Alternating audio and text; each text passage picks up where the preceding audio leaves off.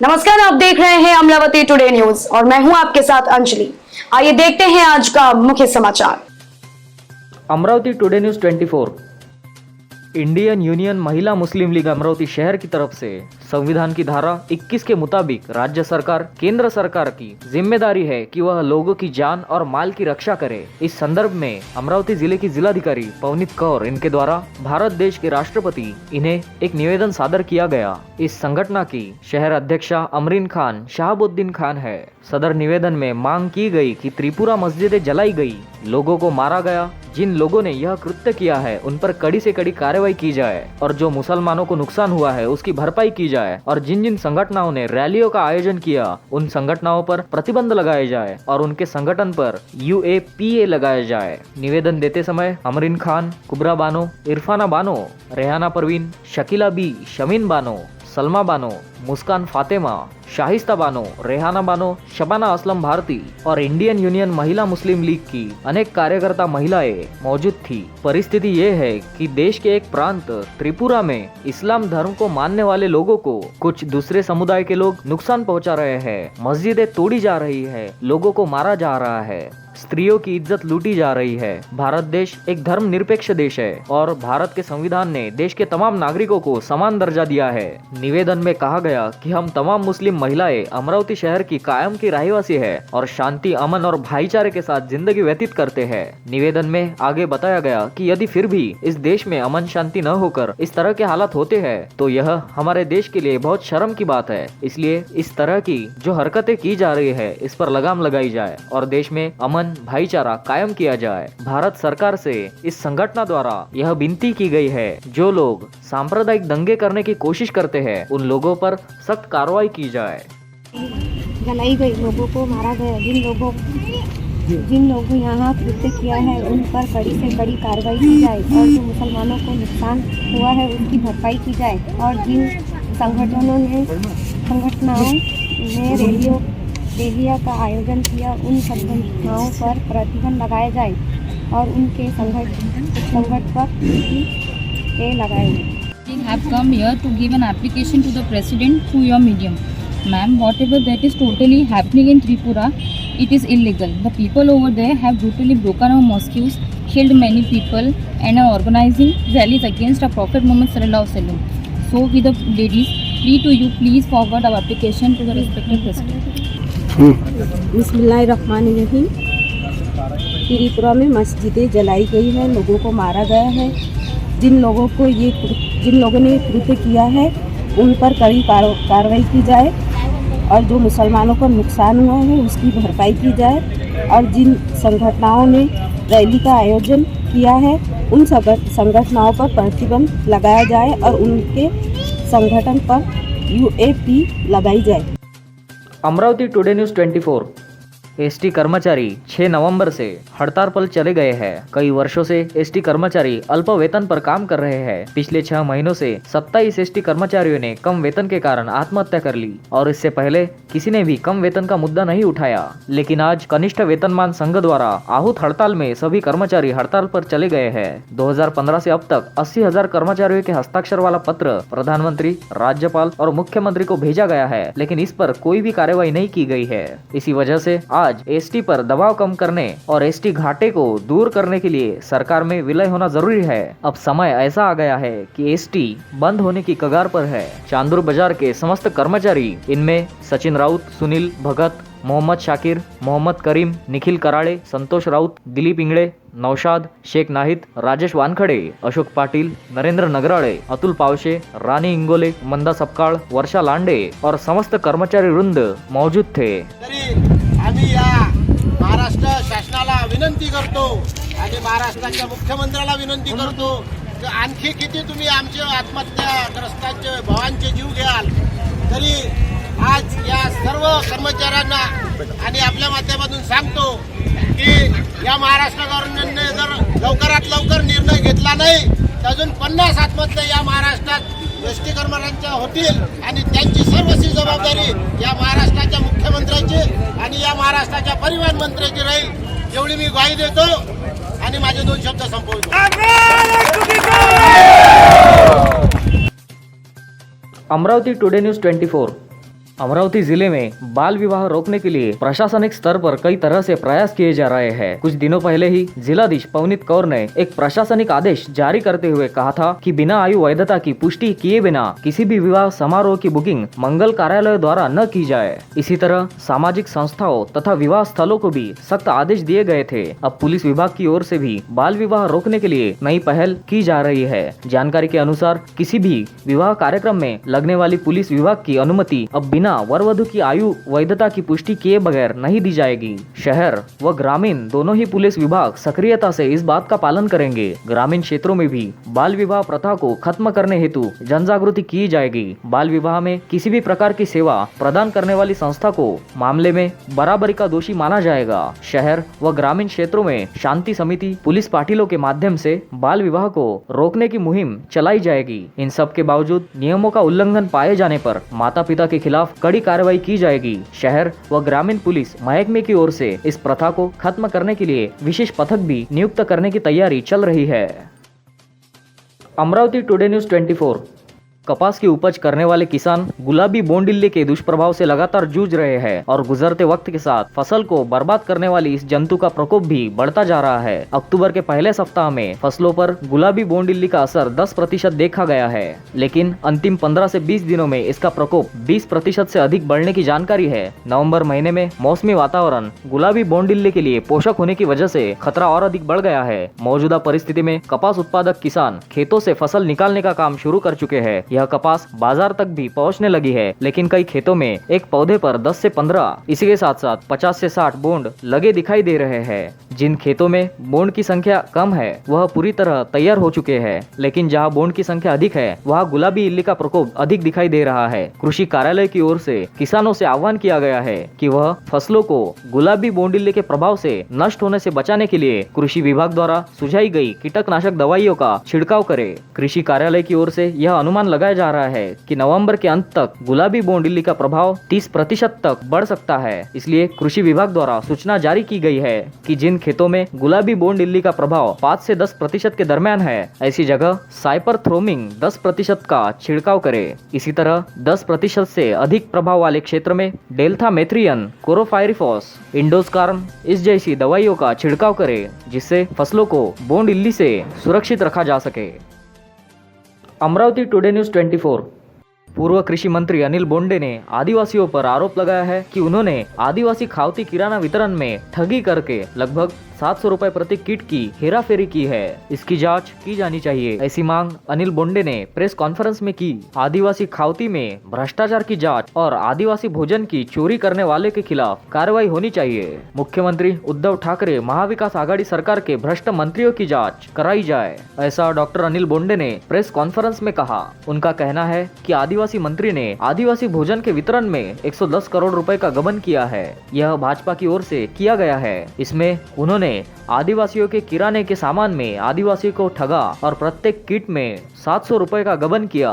2000 रुपए की एक आदिवासी किराना किट वास्तव में 1305 रुपए के थोक मूल्य पर खरीदी गई थी। महाविकास आघाड़ी सरकार ने हर एक आदिवासी से 700 रुपए का गबन कर आदिवासियों को घटिया किस्म का किराना दिया। बीजेपी के पूर्व कृषि मंत्री अनिल बोंडे ने महाविकास आघाड़ी सरकार पर महाराष्ट्र में 10.5 लाख आदिवासियों को ठगने का आरोप लगाया है। किराना वितरण किट में 3 किलो चीनी, 1 लीटर तेल, 1 किलो मिर्च पाउडर, 3 किलो नमक, 100 ग्राम मसाला, 2 किलो अरहर दाल, 2 किलो बरबती, 3 किलो चना, 1 किलो मूंग, 500 ग्राम चाय, 1 किलो मटर शामिल है। ऐसे 12 प्रकार के सामान कुल 210 करोड़ रुपए में खरीदे गए और घटिया किराना आदिवासियों को बांटा गया, ऐसा प्रेस कॉन्फ्रेंस में कहा गया। प्रेस कॉन्फ्रेंस में डॉक्टर अनिल बोंडे के साथ प्रदेश प्रवक्ता शिवराय कुलकर्णी, भाजपा जिलाध्यक्ष निवेदिता चौधरी, उन्हीं के साथ साथ नगर अध्यक्ष किरण पातुरकर, प्रशांत शेगोकार और प्रवीण राउत मौजूद थे।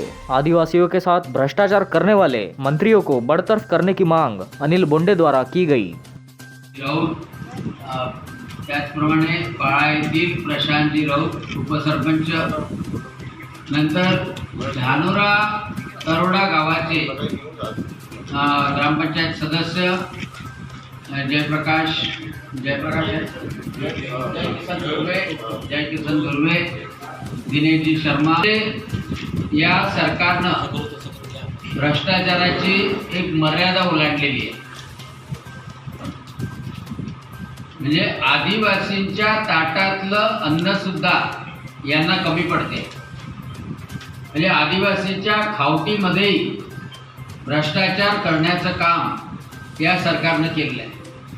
या कोरोनाच्या काळामध्ये आदिवासींना मदत व्हावी म्हणून 4,000 रुपयाची मदत या सरकारनं करण्याचं ठरवलं.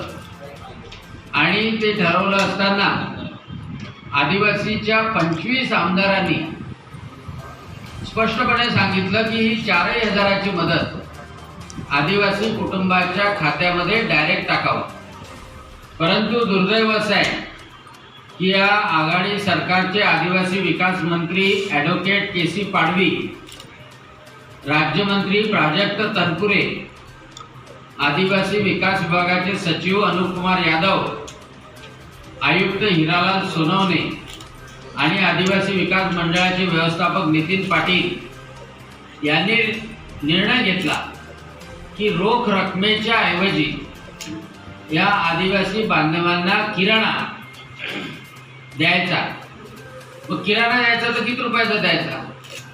तर 2,000 रुपयाचा किराणा द्यायचा आणि 2,000 रुपये रोख द्यायचे. मग 2,000 रुपयाच्या किराण्यामध्ये देण्याकरता यांनी नोंदणी केली आदिवासींची आणि संपूर्ण महाराष्ट्रात 10.5 लाख आदिवासींची खावटीसाठी नोंदणी केली. यामध्ये अनेक कुटुंब सुटले. महाराष्ट्रात ते फक्त 10.5 लाखच कुटुंब आहे असं नाही, पण त्यामध्ये 10.5 लाख कुटुंबाची नोंदणी केली. आणि ती नोंदणी केल्यानंतर 2,000 रुपयाचं किराणा किट 210 कोटी रुपयामध्ये खरेदी केलं. 210 कोटी रुपयात खरेदी केलं. या किराणा किटमध्ये त्यांनी सांगितलं, ते समोर किराणा किट ठेवलेलं आहे, यांनी सांगितलं की 3 किलो साखर, 1 लिटर तेल, 1 किलो मिरची पावडर, 3 किलो मीठ, 100 ग्राम मसाला, 2 किलो बरबटी, 3 किलो चना, 1 किलो मूग, 500 ग्राम चहा, 1 किलो वाटाणा, 1 किलो मटकी आणि 2 किलो तूर डाळ, अशा 12 वस्तू ह्या प्रत्येक आदिवासी 10.5 लाख कुटुंबांना दिल्या जातील. आणि त्या वाटणं सुरू आहे. परंतु या सगळ्या गोष्टीची जर किंमत पाहिली, म्हणजे चिल्लर बाजारात जरी किंमत पाहिली तर 1,300 रुपयात या वस्तू खरेदी केल्या जाऊ शकतात. त्या चांगल्या प्रतीच्या वस्तू 1,300 रुपयात खरेदी केल्या जाऊ शकतात. आणि ह्या निकृष्ट दर्जाच्या, आता मी उघडून दाखवणार आहे काय, ह्या आम्ही नेल्यानंतर साधारणतः 1,000 रुपयात एवढ्या कमी प्रतीच्या वस्तू 1,000 रुपयात मिळतात. जरी आपण 1,300 रुपयात धरलं तरी 700 रुपये एकेका आदिवासी कुटुंबाच्या माध्यमातून या सरकारनं खाल्ले. 700 रुपये एका आदिवासी कुटुंबाचे धरले, 10.5 लाख कुटुंबाचे जर धरले तर साधारणतः 110 कोटी रुपये डायरेक्ट यांनी खाल्ले. म्हणजे या 210 कोटी रुपयाच्या संपूर्ण व्यवहारामध्ये भ्रष्टाचार केला. हे वाटण्यासाठी सुद्धा 10 कोटी खर्च केले. ज्या कुटुंबांना एक किट मिळालं त्या कुटुंबाच्या खात्यामध्ये अजूनपर्यंत रोख रक्कम, उरलेली रोख रक्कम 2,000 रुपये अजूनपर्यंत जमा झालेली नाही. आणि त्याच्यामुळं आज आम्ही तुमच्या समोर हे उघड याच्यासाठी करतोय काय, हे सरकार बाकीच्या गोष्टीत 100 कोटी रुपयाचे हप्ते घेणारं जेलमध्ये चालले आहे मंत्री. परंतु हा मंत्री आदिवासीच्या विकासाचा मंत्री, या मंत्र्याच्या माध्यमातून आदिवासीच्या ताटातलं अन्न सुद्धा यांनी चोरलेलं आहे. आणि त्याच्यामुळं आम्ही ही जिल्हाधिकाऱ्याकडे तक्रार करणार आहे, मुख्यमंत्री उद्धव ठाकरेकडे तक्रार करणार आहे, अँटी करप्शन ब्युरोमध्ये तक्रार करणार आहे. आणि आमची मागणी आहे की उद्धव ठाकरेंनी ताबडतोब याची चौकशी करावी. मंत्री के.सी. पाडवी, राज्यमंत्री प्राजक्त तनपुरे यांना बडतर्फ करण्यात यावं. कारण का आदिवासीच्या रक्तावर जर हे पोचले जात असतील तर यांच्या विरुद्ध ॲट्रॉसिटी सुद्धा लावल्या गेली पाहिजे. भ्रष्टाचाराचे अँटी करप्शन ब्युरोचे कलम लावले गेले पाहिजे आणि ताबडतोब यांना बडतर्फ केली पाहिजे, ही मागणी आहे. आता मी तुम्हाला याच्यामधली डाळ दाखवतो. मी जिल्हाधिकाऱ्याकडे ती घेऊन जातोय आणि अँटी करप्शन ब्युरोला तक्रार करणार, राज्यपालांनाही तक्रार करणार आणि सगळ्यात महत्त्वाची असा घोटाळा करणाऱ्या मंत्र्याला 1 मिनिटही पदावर राहण्याचा अधिकार नाही. त्याच्यामुळे याला बडतर्फ केलं पाहिजे, राजीनामा नाही घेतला पाहिजे, बडतर्फ केलं पाहिजे, ही आमची मागणी. Amravati today news 24। गोवर्धन पूजा के कारण दिल्ली सहित देश भर में लगभग सभी थोक बाजार बंद रहे। वहीं विश्वकर्मा पूजा की वजह से सभी औद्योगिक संस्थान भी पूरी तरह बंद रहे। छठ पूजा के कारण बड़ी संख्या में मजदूर एवं कर्मचारी भी अपने गांव लौट गए हैं और कमोबेश अब देश भर में सामान्य व्यापारिक गतिविधियां 11 नवंबर से शुरू होगी। इस वर्ष दीपावली पर लोगों ने जमकर बाजारों में खरीदारी कर 2 सालों से व्यापार में चल रही आर्थिक मंदी को खत्म कर देश के व्यापारियों में निकट भविष्य में बेहतर व्यापारिक संभावनाओं को चमका कर जगा दिया है। इस बार की दीपावली पिछले अनेक वर्षों के मुकाबले बिल्कुल अलग रही और देशवासियों ने भी जमकर दीपावली का त्योहार उत्साह से मनाया। दीपावली में व्यापार से उत्साहित होकर अब देश भर के व्यापारी आगामी 14 नवंबर देव उठनी एकादशी से शुरू होने वाली शादियों की सीजन की बिक्री के लिए 2 गुने जोश से जुट गए हैं। Confederation of all India traders यानी कि कैट के राष्ट्रीय अध्यक्ष BC भरतिया एवं राष्ट्रीय महामंत्री प्रवीण खंडेलवाल ने बताया कि इस वर्ष की दीपावली के त्योहार सीजन में पूरे देश में लगभग 1.25 लाख करोड़ रुपए के व्यापार के होने का अनुमान भी जताया गया है।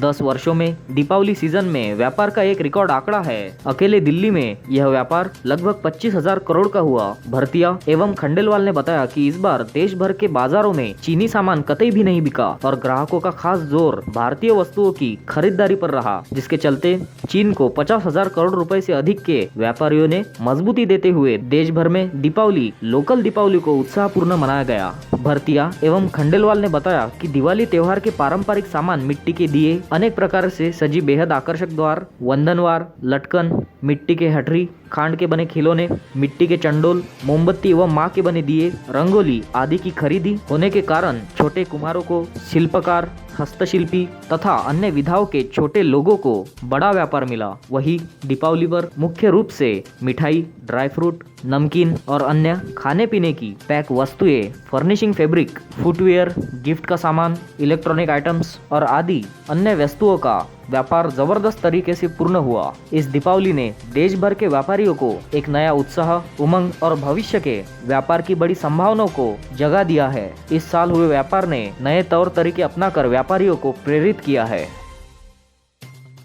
Amravati today news 24। दीपावली त्योहार के दौरान स्वादिष्ट नमकीन पदार्थ काफी पसंद किए जाते हैं। नमकीन पदार्थ बनाने के लिए खाद्य तेल का उपयोग किया जाता है, लेकिन जिस तेल का उपयोग नमकीन पदार्थ बनाने के लिए उपयोग में लाया जा रहा है वही सही मायने में शुद्ध है या फिर नहीं, इसे लेकर सवालिया निशान उठाए जा रहे हैं। नागपुर शहर के विविध इलाकों में मिलावटी तेल का उपयोग किए जाने वाले सनसनीखेज जानकारी सामने आई है। अन्न व औषधि प्रशासन विभाग ने दीपावली के पार्श्वभूमि पर कार्रवाई करते हुए 14,000 किलो मिलावटी तेल का स्टॉक जब्त किया। मिली जानकारी के अनुसार फूड एंड ड्रग्स विभाग की ओर से अक्टूबर में 4 जगहों पर कार्रवाई की गई। शहर के इतवारी क्षेत्र से 178 किलो खाद्य तेल जब्त किया गया। इसी क्षेत्र में दूसरी कार्रवाई कर 13,243 किलो खाद्य तेल जब्त किया गया। सेंट्रल एवेन्यू पर भी FDA की टीम ने कार्रवाई कर 163 किलो, डिप्टी सिग्नल क्षेत्र से 223 किलो का स्टॉक जब्त किया। अकेले अक्टूबर माह से 19,93,754 रुपए का 13,807 किलो खाद्य तेल जब्त किया गया। नमूने जांच के लिए लैब में भेजे गए हैं। जून से सितंबर में भी 6 कार्रवाई की गई, जिसमें 3,834 किलो खाद्य तेल जब्त किया गया। बता दें कि खाद्य पदार्थ में मिलावट करने वालों के खिलाफ अन्न सुरक्षा मानक अधिनियम 2006 के अनुसार कार्रवाई करने का प्रावधान है। जांच रिपोर्ट के बाद असुरक्षित होने पर न्यायालयीन याचिका भी तैयार की जाती है, जिससे 3 लाख रुपए का दंड और कारावास भी हो सकता है। FDA ने अपील की है कि नागरिकों की सेहत के साथ खिलवाड़ न करते हुए तेल विक्रेताओं ने नए डिब्बों में भरे तेल की जांच करनी चाहिए, डिब्बों में भरे तेल बेचने चाहिए और ग्राहकों से ये अपील है कि उन्होंने जांच कर ही तेल की खरीदी करें। Amravati today news 24।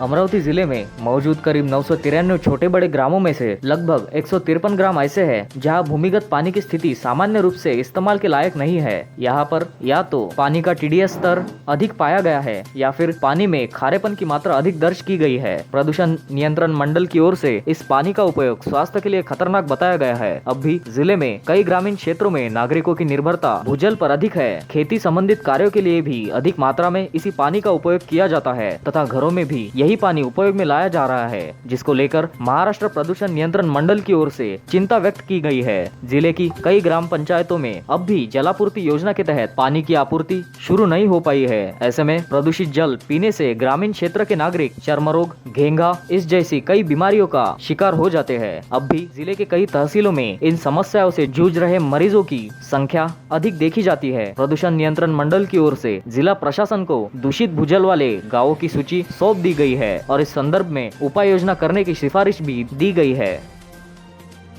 Amravati today news 24।